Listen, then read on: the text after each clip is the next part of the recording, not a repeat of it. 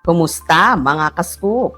Welcome sa ating channel. Tara, samahan niyo ako at alamin natin ang latest na scoop. Akala ng marami, instant ang chemistry ni Catherine Bernardo at James Reid.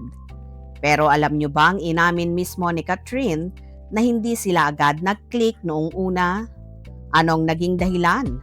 At paano nila nabuo ang tambalang ngayon ay pinag-uusapan ng maraming fans?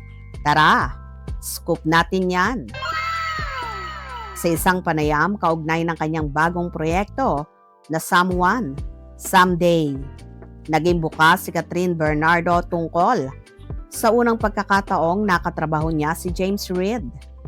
Ayon kay Catherine, hindi naging instant ang kanilang connection. Inamin niyang kinailangan nilang maglaan ng panahon upang makilala ang isa't isa at maging komportable bilang magka-partner sa proyekto.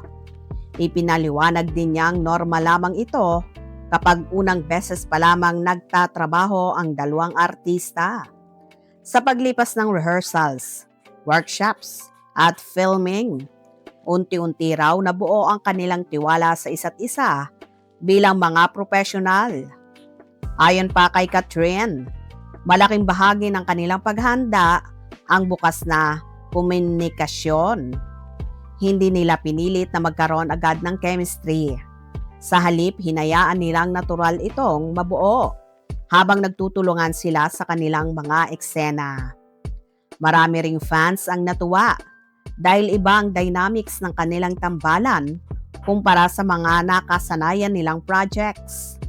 Para sa marami, fresh ang pairing at nagbibigay ito ng bagong excitement sa audience. Matapos lumabas ang panayam, naging usap-usapan ito sa social media.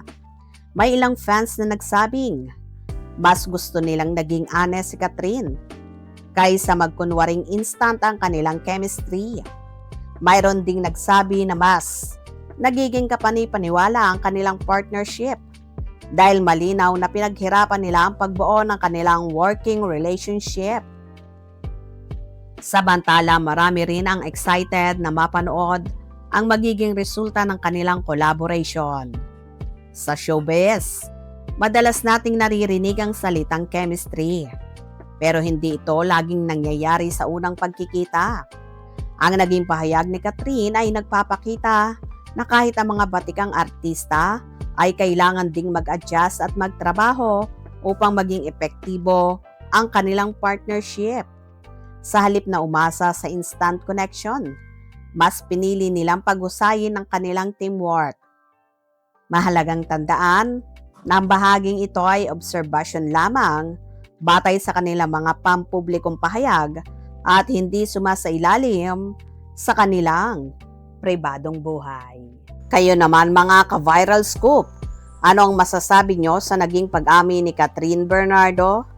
Sa tingin ba nyo mas nagiging maganda ang chemistry kapag unti-unti itong nabubuo kaysa instant? I-comment ang inyong opinion sa ibaba. At kung gusto nyo ng latest showbiz updates, celebrity news at trending entertainment stories, huwag kalimutang i-like ang video, mag-subscribe sa Viral Scoop at i-click ang notification bell para lagi kayong updated. Ako si Scoop at tandaan, kapag may usap-usapan, may scoop.